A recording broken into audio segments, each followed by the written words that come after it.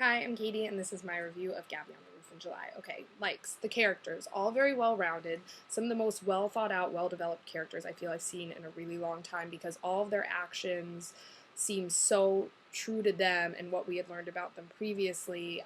All of the conflict that arose seemed like conflict that would actually arise between these people. It didn't seem forced, and the movie had this great flow to it because of how well developed the characters were, in my opinion.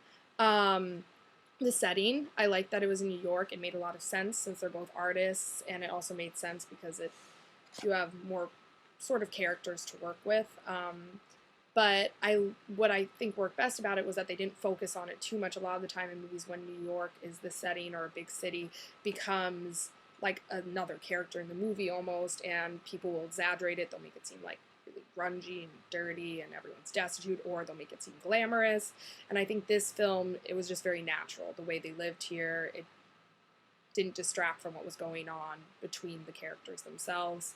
The smaller, quieter relationships in the film I really enjoyed. Charles and Dory, even like Garrett and that really obnoxious girl he's dating in the beginning.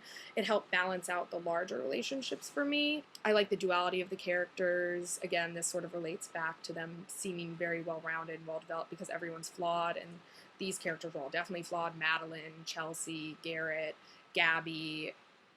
This leads me into one of my dislikes, which was that I feel that Sam was never came full circle and remained too likable for me. We heard that he was flaky, his phone was dead, he sort of screwed over Madeline, but you didn't ever really get that in scenes with other characters. It never came through for me. It was like it kept getting told to me, but I didn't really believe it. Um, and I didn't like that Madeline's character seemed very like clingy, and I didn't really understand why she was so clingy. This sort of leads into the Q&A. I was astonished when I found out they chose to leave out that Madeline was an alcoholic. I mean, it seems very central to her character, and I remember being very confused when in the beginning of the film who this woman was, why she was trying to impress her. If they had just slipped in there and said, oh, it's her sponsor, I would have gotten it. And then when it reached that point of emotional breakdown when she falls off the wagon, you would have known she's falling off the wagon, and it would have resonated so much more emotionally for me. And also would have made her character seem less repellent almost and unnecessarily clingy and crazy.